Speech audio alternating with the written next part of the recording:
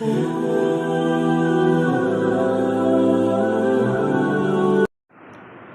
و ثنا اللہ وحدہ لا شریک کے لیے، درود و سلام حضرت محمد الرسول اللہ صلی اللہ علیہ وآلہ وسلم کی ذات گرامی ہے۔ محترم سامعین، کوئی بھی جگہ دنیا کے اندر، وہ محلہ ہو، وہ ایک شہر ہو، وہ ایک صوبہ ہو، وہ ایک ملک ہو، اگر اس کے اندر امن ہے تو ظاہری سی بات ہے اس کے رہنے والے بھی پرامن ہوں گے۔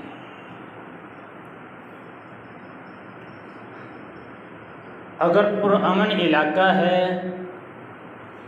تو رہنے والوں کی عزتیں بھی محفوظ، ان کے مال بھی محفوظ، ان کی جانیں بھی محفوظ، وہ دن کو سکون کے ساتھ کام کریں، رات کو آرام کے ساتھ سوئیں۔ یہ پرامن معاشرے کی انعامات سمجھ لیں، یا پرامن معاشرے کی طرف سے کوئی تحفہ سمجھ لیں اس کو۔ اگر یہی معاشرہ پرامن نہیں، لوگوں کی عزتیں محفوظ نہیں، جانیں محفوظ نہیں، مال محفوظ نہیں، دن کو نکلتا ہے تو پیچھے گھر کی پریشانی، رات کو سوتا ہے تو ڈرتا ہے کہ کوئی آ نہ جائے، آ کے لوٹ کے نہ لے جائے، کوئی عزت کو تار تار نہ کر جائے، یہ اس وقت ہوتا ہے جب معاشرہ پرامن نہ ہو۔ اور شاید کہ ہم نے یہ سمجھ لیا ہے کہ معاشرہ پرامن تب ہوگا جب ہم جمہوریت کے راستے کے اوپر چلیں گے، تب معاشرہ پرامن ہوگا۔ ہم نے یہ سمجھ لیا کہ شاید معاشرہ پرامن تب ہوگا جب ہم امریکہ، انڈیا، برطانیہ، کینیڈا، ان ملکوں کو فالو کریں گے، فرانس کو، ڈنمارک کو، تو پھر ہمارا معاشرہ پرامن ہوگا۔ ہم نے یہ سمجھ، جبکہ قرآن مجید کا سبق اللہ تعالیٰ قرآن مجید میں فرماتے ہیں، حضرت ابراہیم علیہ السلام کا تذکرہ کر کے کہ ابراہیم علیہ السلام نے جب مکہ کے لیے دعا کی تھی تو یہ دعا کی تھی وَإِذْ قَالَ إِبْرَاهِيمُ رَبِّ اجْعَلْ هَٰذَا الْبَلَدَ آمِنًا۔ سب سے پہلی دعا ابراہیم علیہ السلام نے کی تھی، یا اللہ اس شہر کو امن والا بنا دے، وَارْزُقْ أَهْلَهُ مِنَ الثَّمَرَاتِ۔ یاد رکھیے ابراہیم علیہ السلام نے معیشت سے پہلے، گزرانے زندگی سے پہلے، پھلوں سے پہلے، رزق سے پہلے اگر دعا کی تو امن کی دعا کی، یا اللہ اس ملک کو امن کا گہوارہ بنا دے۔ پھر اللہ تعالیٰ نے اس مکہ شہر کو امن کا گہوارہ بنا دیا، ایسا گہوارہ بنایا، فرمایا کہ وہاں کا کانٹا بھی تم نہیں اکھاڑ سکتے، گری ہوئی چیز نہیں اٹھا سکتے، مسلمان کو قتل کرنا تو دور کی بات ہے، اس کو مارنا، اس سے لڑنا جھگڑنا تو وہاں دور کی بات ہے، درخت لگا ہوا اس کو اکھاڑ نہیں سکتے۔ پھر بعد میں دعا کی وَارْزُقْ أَهْلَهُ مِنَ الثَّمَرَاتِ، یا اللہ اس کے رہنے والوں کو پھل دے دینا، جو پھل ساری دنیا میں نہ ملے وہ مکہ شہر سے ملے۔ اسلام نے ہمیں یہ بتایا کہ سب سے پہلی جو چیز ہے وہ امن ہے۔ قرآن مجید نے ہمیں یہ بتایا کہ اسلام سب سے پہلے امن چاہتا ہے، اور اسلام کا معنی سلامتی ہے۔ اگر سلامتی ہے معاشرے کے اندر، لوگوں کے اوپر، گلی محلے کے اندر، شہر کے اندر، صوبے کے اندر، ملک کے اندر، تو اسلام ہے، اگر نہیں تو پھر اسلام بھی نہیں ان کے اندر۔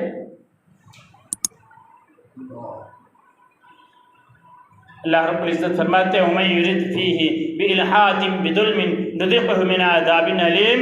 جو بندہ بھی مکے کے بارے میں کو کجروی رکھے گا، فرمایا ہم اس کو عذاب علیم دیں گے، دردناک عذاب دیں گے۔ کیسی کجروی؟ حرم کے اندر، حدود حرم کے اندر شکار کرنا منع ہے۔ کوئی بندہ یہ سوچے یہ حدود حرم کے اندر ہے، اس کو یہاں سے میں ذرا بگا دیتا ہوں، یہ حدود حرم سے باہر نکلے گا، جا کے میں وہاں پہ شکار کر لوں گا۔ اللہ کے نبی نے منع فرمایا، اللہ تعالیٰ نے منع فرمایا کہ اس طرح کی کجروی جو کرے گا، فرمایا اس کو بھی ہم دردناک عذاب دیں۔ ایسا امن کا گہوارہ وہ ملک، وہ شہر مکہ امن کا گہوارہ۔ پہلے سب سے امن کا گہوارہ مکہ بنا، بعد میں اللہ کے نبی نے اسی طرح دعا کی اللہ تعالیٰ سے، یا اللہ جس طرح ابراہیم نے تجھ سے دعا کی تھی مکہ کے بارے میں، ویسے ہی میں آج تجھ سے مدینہ کے بارے میں بھی کرتا ہوں، مدینہ کو بھی حرم کے اندر شامل کر۔ اللہ تعالیٰ نے مدینہ کی بھی حدود حرم رکھی۔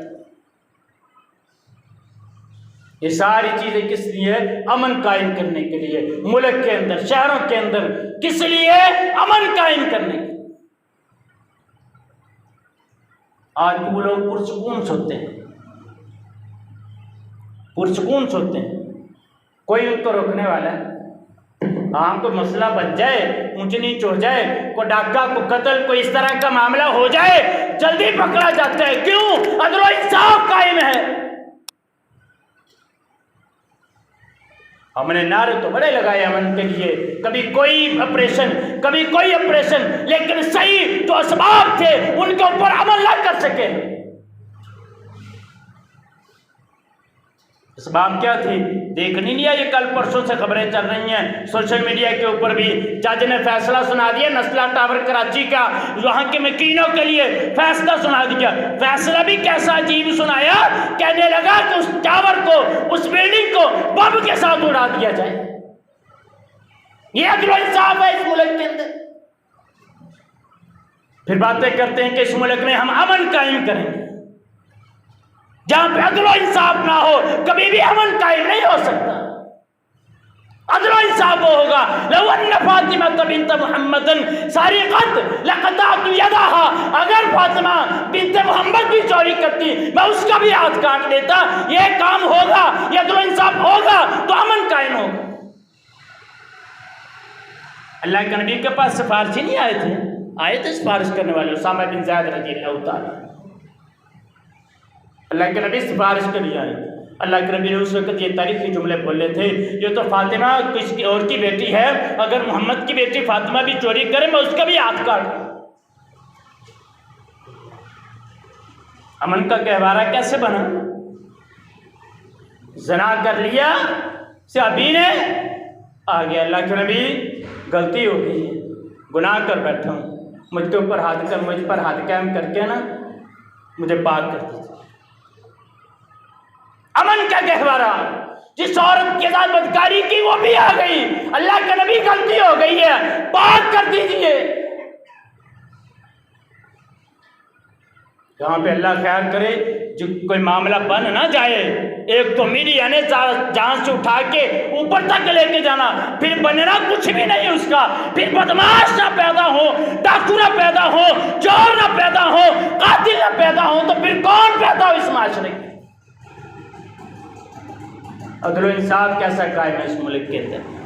پچھلے سال بڑی عید پر، یہ بڑی عید، اس سے پیچھے والی بڑی عید، کڈیاں کے اندر حافظ قرآن سمیع الرحمن بیچارہ صبح گھر سے نکلا، ایک پولیس والا وہ بڑی دیر سے اس کے پیچھے لگا ہوا تھا کہ میں آپ کے ساتھ میری خواہش کو پورا کرو، اس نے خواہش کو پورا نہیں کیا، اس نے فجر کے وقت اس کو گولی مار دی۔ یہ پچھلے مہینے اس کا فیصلہ کیا، جج نے شک کی بنیاد پر اس کو چھوڑ دیا، قاتل واضح طور پہ شک کی بنیاد پر اس کو چھوڑ دیا۔ کیسے امن قائم ہمارے معاشرے کے اندر؟ اللہ کے نبی نے فرمایا من قتل نفسا، اللہ کے نبی نے فرمایا جس بندے نے لا یحل دم امرئ مسلم یشهد ان لا الہ الا اللہ وانی رسول اللہ، فرمایا کوئی بھی بندہ جو کلمہ گو ہے اس کو کوئی بندہ مار نہیں سکتا الا الثلاث، مگر 3 وجہ سے، 3 میں سے کوئی ایک وجہ ہو پھر اس کو مار سکتے ہیں۔ پہلی وجہ فرمایا الشیب الزانی، شادی شدہ زنا کرے اس کو رجم کر دیا جائے۔ دوسرا فرمایا والنفس بالنفس، قتل کا بدلہ قتل۔ تیسرا فرمایا والتارک لدینہ المفارق للجماعہ، وہ بندہ جو اسلام کو چھوڑ کے مرتد ہو گیا اس کو قتل کر دیا جائے، اس کے علاوہ قتل کی اجازت نہیں۔ اللہ تعالیٰ نے قرآن مجید میں فرمایا من قتل نفسا بغیر نفس او فساد فی الارض، دوسرے مقام پہ فرمایا جو بندہ ایک بندے کو مارتا ہے گویا کہ اس نے پوری انسانیت کو مار دیا۔ فرمایا جو بندہ کسی ایک کو زندگی دیتا ہے گویا کہ اس نے ساری انسانیت کی زندگی دے دی۔ پھر فرمایا وَمَن يَقْتُلْ مُؤْمِنًا مُتَعَمِّدًا فَجَزَاؤُهُ جَهَنَّمُ، ایک بندے کے قتل کے اوپر اللہ تعالیٰ نے 5 وعیدیں سنائی ہیں۔ سب سے پہلی فرمایا فَجَزَاؤُهُ جَهَنَّمُ، اس کا بدلہ جہنم ہے جو بندہ کسی مومن کو مارتا ہے۔ پھر فرمایا خالدًا فِيهَا، وہ اس میں ہمیشہ ہمیشہ رہے گا۔ وَغَضِبَ اللَّهُ عَلَيْهِ، اس کے اوپر اللہ کا غضب ہوگا، وَلَعْنَهُ، اور اس کی لعنت ہوگی، وَأَعَدَّ لَهُ عَذَابًا عَظِيمًا، اور وہ دردناک عذاب اس کے لیے تیار کیا گیا۔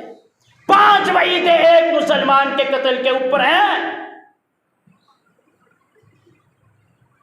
ہمارے یہاں پہ اس کو معمولی سے سمجھا دیتا ہے، 10 روپے کی لڑائی ہوئی نہیں ہے تو جانتا ہی میں نے خیر مار دیا، اللہ خیر کرے، جج بھی ہمارے ویسے ہی بیٹھے ہوئے ہیں عدل و انصاف قائم کرنے والے، کوئی مسئلہ نہیں، شک کا فائدہ دے کے پتہ نہیں کتنے بندوں کے قاتلوں کو آپ نے معاف کر دیا۔ کوشش کرتے ہو ملک میں امن کی، ایسے امن نہیں قائم ہوتے۔ تقریباً 4-5 دن سے ملک کے اندر لاہور سے لے کر اسلام آباد کی سڑکوں کے اوپر خون کی ہولی کھیلی جا رہی ہے، سارے خاموش تماشائی حکمران بیٹھے ہوئے ہیں۔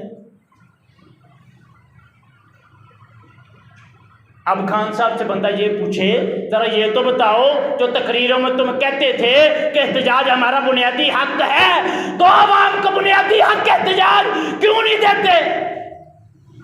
ہاں طریقے سے مجھے بھی اختلاف ہے، ایک بار مجھے بھی اختلاف ہے، ان کا طریقہ کا ٹھیک نہیں ہے احتجاج کا، لیکن ان کا بنیادی حق ہے تو ان کو حق کیوں نہیں دیتے؟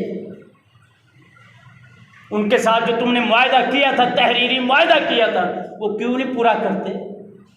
پورا کرو، نہیں تو پھر بتاؤ آیت المنافق ثلاث، منافق کی 3 نشانیاں، اذا عہد فاخلف، جب وعدہ کرتا ہے تو وعدہ خلاف ہی کرتا ہے۔ بلاؤ شیخ رشید کو، بلاؤ فواد چودھری کو، بتاؤ تم سب سے بڑے منافق کو۔ مرنے والی قوم عوام، وزیر اعظم صاحب باہر ملک پہ دورے پہ، باقی ہیلی کاپٹروں کے اوپر سفر کر رہے ہیں، تنگ عوام ہو رہی ہے۔ یہی پولیٹیشن، یہی سرکاری جتنے یہ جو سیاستدان ہیں سارے گھروں میں بیٹھے ہوئے، مر تو عوام رہی ہے نا، ان کو کیا اس سے مسئلہ؟ جب الیکشن آئے گا اگلا کوئی لولی پوپ نیا دے کے ان کو جمہوریت کا، ہم نکال لیں گے پھر ان سے ووٹ، یہ کون سی بات ہے؟ افسوس اور دکھ کی بات یہ ہے کہ جب یہی پہلے تحریک لبیک والے فیض آباد دھرنے میں بیٹھے ہوئے تھے، اس وقت یہ عاشق رسول تھے وزیر اعظم کے قول کے مطابق، آج یہ دہشت گرد ہو گئے ہیں۔ ان کے طریقہ کار سے مجھے اختلاف ہے، میں بار بار کہہ رہا ہوں، لیکن احتجاج ان کا بھی بنیادی حق ہے۔ تم نے وعدے کیے ان کے ساتھ پورے کرو، نہیں کرتے تو اپنی غلطی تسلیم کرو۔ اور اس میں کوئی دوسری بات نہیں ہے، دوسری رائے نہیں ہے کہ اگر انہوں نے یہ مطالبہ کیا ہے کہ فرانس کے سفیر کو نکالا جائے، اگر ملک پاکستان کے بارے میں کوئی بات کرے تو ہم فوراً اس ملک والے کو بلاتے ہیں، سفیر کو، اس کو کہتے ہیں بھئی آپ نے ہمارے ملک کے بارے میں بات کی، یہ براثلہ پکڑیں، آپ ہمارے ملک سے نکل جائیں، کہتے ہیں نا ایسے تو کرتے ہیں، یہ بھی معاملہ کرتے ہیں۔ اب اس کو کہیں کہ تمہارے ایک آدمی نے تمہارے ملک کے اندر ہمارے نبی کی گستاخی ہوئی ہے، نکالو اس کو ملک سے، کیوں نہیں نکالتے؟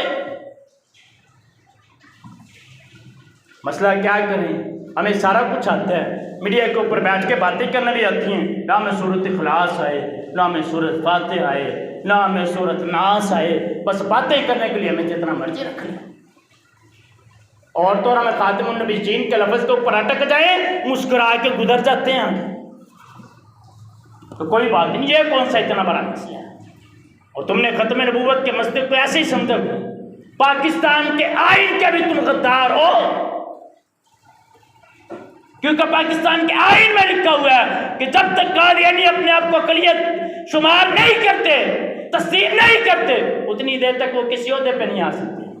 ہاں اقلیت اپنے آپ کو شمار کریں، تسلیم کریں، اقلیتی کوٹے میں سے جس مرضی عہدے پہ آئیں، ہمیں کوئی اعتراض نہیں، اپنے آپ کو کافر تسلیم کریں۔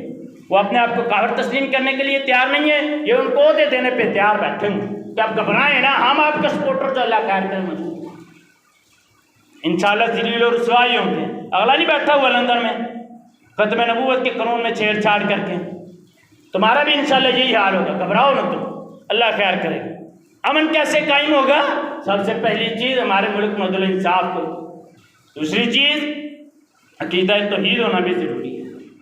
اللہ تعالیٰ قرآن مجید میں فرماتے ہیں الذین آمنوا ولم یلبسوا ایمانہم بظلم اولئک لہم الامن وہم مہتدون. وہ لوگ جو اپنے ایمان کے ساتھ ظلم کی امیزش شرک کی امیزش نہیں کرتے, فرمایا اولئک لہم الامن وہم مہتدون, یہی لوگ امن والے ہیں اور یہی لوگ ہدایت یافتہ ہیں. فَلْيَعْبُدُوا رَبَّ هَذَا الْبَيْتِ, اپنے اس رب کی عبادت کیجئے الذی اطعمہم من جوع وآمنہم من خوف, وہ رب جو تمہیں بھوکا ہو تو کھانا کھلاتا ہے, اگر تم خوف میں ہو تو تمہیں امن دیتا ہے. اس رب کی عبادت کرنی. اس رب کے علاوہ اگر کسی اور کی عبادت کرو گے تو ملک میں امن قائم نہیں ہو سکتا. کبھی ہوئے درباروں پہ ہوئے کبھی امن قائم؟ یہ دیکھ لیں آپ, یہ پاک پتن والے دربار پہ اللہ خیر کر بہشتی بوری نہ کرتے, وہ امن سے گزرتے ہیں, چھتر پڑتے ہیں, اللہ خیر چھتر پڑتے ہیں, ان کو امن ہے کیا ہے وہاں پہ. یہ بات یاد رکھیے, اگر امن ممکن ہے تو عقیدہ توحید کے ساتھ امن ممکن ہے, تو ایمان کے ساتھ ممکن ہے. اللہ تعالیٰ فرماتے ہیں فمن آمن واصلح فلا خوف علیہم ولا هم یحزنون, جو شخص ایمان لے کر آیا اور اس نے اپنے آپ کو درست رکھا, اس کے اوپر کسی قسم کا کوئی خوف نہیں ہوگا. دوسرے مقام پہ فرمایا انما المؤمنون الذین اذا ذکر اللہ وجلت قلوبهم واذا تلیت علیہم آیات اللہ زادتهم ایمانا, ان کا ایمان بھی بڑھ جاتا ہے. امن قائم کرنا ہے, امن چاہتے ہو, خوف نہ ہو تمہیں کوئی, صبح شام کے اذکار کیا کرو, صبح شام کے اذکار کیا کرو. اذکار کرو گے انشاءاللہ بڑے بڑے مصیبتوں سے, بڑے بڑے خوف سے بندہ امن میں ہو جاتا ہے, بڑی بڑی پریشانیوں سے بندہ بچ جاتا ہے. مسئلہ کیا ہے, کریں کیا؟ وہ اذکار کرنے پہ ٹائم لگتا ہے, اور اتنی دیر میں پتہ نہیں ہمیں آدھی گھنٹے نیند پوری کر لینی ہوتی ہے. یقین کریں زیادہ سے زیادہ 15-20 منٹ لگتے ہیں, جو لوگ روز صبح شام کے اذکار کرتے ہیں, اتنا ٹائم نہیں لگتا میرے خیال. تو چلے کوئی بات نہیں, اگر آپ نے لیٹنا بھی ہے لیٹ کے کر لیں اذکار. آپ نے سیر پہ جانا ہے, سیر پہ جاتے ہوئے اذکار کر لیں. وہ زبان سے ذکر کرنا ہے نا, تو ذکر کرتے رہے اللہ رب العزت کا. کوئی اتنا بڑا مشکل کام بھی نہیں ہے. جیب میں اور بڑی چیزیں جیب کے اندر آ جاتی ہیں, بڑے بڑے موبائل آ جاتے ہیں. ایک اذکار کارڈ لے کے 10 روپے کا جیب میں رکھ لیں, اگر وہ چلتے پھرتے پڑھ لیں گے تو میرے خیال میں کوئی مشکل کام نہیں ہے. پھر اس کے بعد اخوت اور بھائی چارے کو فروغ, یہ سب سے مشکل کام ہے, یہ سب سے مشکل کام. اللہ کے نبی نے فرمایا المسلم اخو المسلم لا یظلمہ ولا یحقرہ ولا یخذلہ. مسلمان کا بھائی وہ کسی کے اوپر ظلم نہیں کرتا. اگر یقین کرے بھائی چارے کا فروغ ہونا تو بندہ کسی کے اوپر ظلم نہ کرے. ہمیں بھائی چارہ قائم کیا ہی تھا اللہ کے نبی نے. جب اللہ کے نبی مدینہ کے اندر آئے ہیں, مہاجرین اور انصار کا بھائی چارہ قائم کیا ہے, تو جو بھائی چارہ قائم کیا اس کی مثال ملتی ہے آج تک.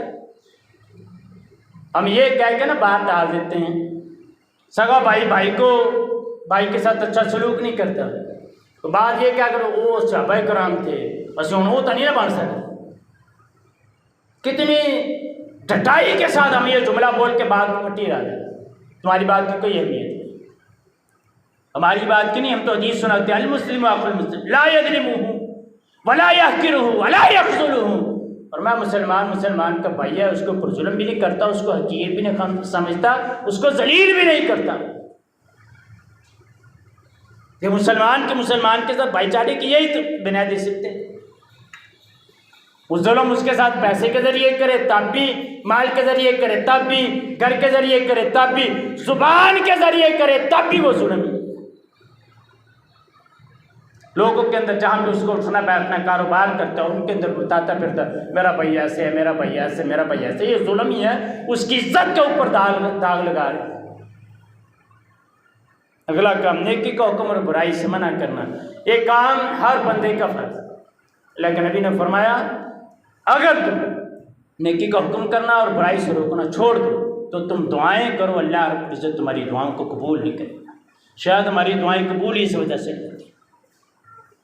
کہ اللہ کے نبی نے فرمایا کہ تم نیکی کا حکم کرنا چھوڑ دو، برائی سے منع کرنا چھوڑ دو۔ ہم کیا کرتے ہیں، کہیں برائی اور یار اپنا کو مرسنا اب چھڈو یار آپ چپ کر کے نہ اپنوں کی لگی اپنوں کی لگی۔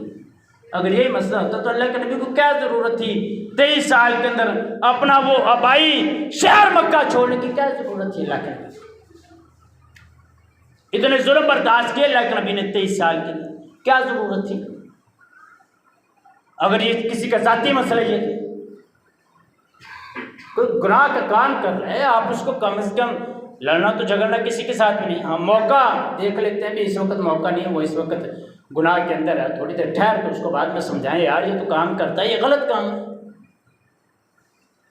دیکھا ہوا کہ وہ بندہ ایک دوست ہے، جگری دوست ہے، ویسے تو اس کے ساتھ سارے کھانے پینے چلتے ہیں، لیکن جب وہ غلط کام کرتا ہے تو کوئی گل نہیں دی اپنا مسئلہ ہے، تو باقی بھی اگر اپنے مسئلے ہوں گے تو ضرور ہوتی زندگی سے جانا ہے۔ اگلا کام فرمایا کسی کو تکلیف نہیں پہنچانا۔ اللہ کے نبی کی بڑی پیاری حدیث ہے، آپ نے فرمایا خیرکم من یرجا خیرہ ویؤمن شرہ، تم میں سے بہترین شخص وہ ہے نا جس سے امید بھی اچھائی کی رکھی جائے، جس سے امید اچھائی کی رکھی جائے۔ اب یہ دیکھنے سے ہم سے کتنے لوگ اچھائی کی امید رکھتے ہیں یہ ہم آپ خود دیکھ رہے ہیں۔ تو میں سے بہترین وہ ہے جس سے اچھائی کی امید رکھی جائے، ویؤمن شرہ، اور اس کے شر سے محفوظ رہا جائے۔ اور پھر دوسرے حصے میں فرمایا وشرکم من لا یرجا خیرہ، تم میں سے سب سے برا وہ ہے جس سے خیر کی امید کوئی نہ ہو۔ کہ بندے ایسے بھی ہوتے ہیں وہ آئے نا تو بندہ دیکھے کہ نکلا یار تو جا نہیں چھوڑ، اس کے ساتھ کیا مطلب، یہ تو ایسے لڑائی لے۔ فرمایا وشرکم من لا یرجا خیرہ، سب سے برا وہ ہے جس سے خیر کی امید کوئی نہ ہو، ولا یؤمن شرہ، اور اس کے شر سے بھی محفوظ نہ رہے۔ اس وجہ سے ہمیں چاہیے کہ ہم کسی کو کسی بھی ذریعے سے تکلیف نہ پہنچائیں، اگر تکلیف پہنچاتے ہیں تو پھر ہمیں یہ دیکھنا چاہیے کہ ہم بہترین ہیں یا سب سے برے ہیں۔ اگر تو ہم سے کوئی امید رکھتے ہیں خیر کی پھر اچھی بات ہے، اگر ہم سمجھتے کہ میرے سے کوئی امید رکھتا ہے برائی کی تو پھر سب سے برے ہیں۔ آخری سبق حدود اللہ کا نفاذ ہونا چاہیے۔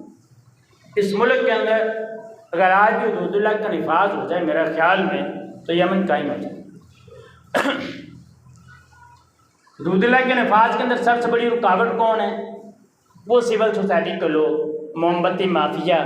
جب اگر اللہ نہ کرے کسی بچی کے ساتھ زیادتی ہو جائے تو وہ موم بتیاں لے کے اور لالٹینیں لے کے وہ آ کے احتجاج کرتے ہیں۔ اگر ان کو کہہ دیا جائے کہ اب جس بندے نے زیادتی کی ہے اس کو سر عام سزا دے دی جائے، اس نے بچی کو مارا ہے یا یہ شادی شدہ بندہ تھا اس کو رجم کر دیا جائے، ساتھ ہی وہ موم بتیاں لے کے پھر آ جاتے ہیں، نہیں یہ ظلم ہے۔ سب سے بڑی رکاوٹ کی رہا ہمارے ملک کا قانون، اللہ خیر کرے یہ اسلامی کوئی نہیں۔ وہ مر گیا محمد علی جناح تو یہ کہتا تھا کہ پاکستان کی بنیاد لا الہ الا اللہ پر ہے۔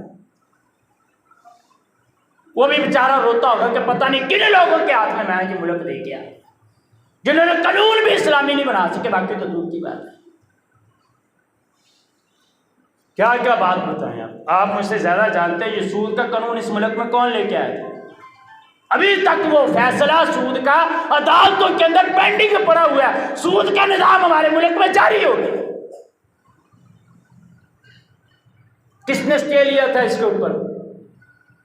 وہ جو لندن سے دوائی لینے گیا ہوا، ابھی تک اس کے اوپر سٹے چل رہا ہے، سود کے قانون کے اوپر کوئی فیصلہ نہیں کر رہا اس کو، جبکہ اس قانون نے ہمارے ملک کی دھجیاں اڑا کر، یہ مہنگائی بھی اسی کا نتیجہ ہے۔ اللہ رب العزت سے دعا ہے عمل کی توفیق۔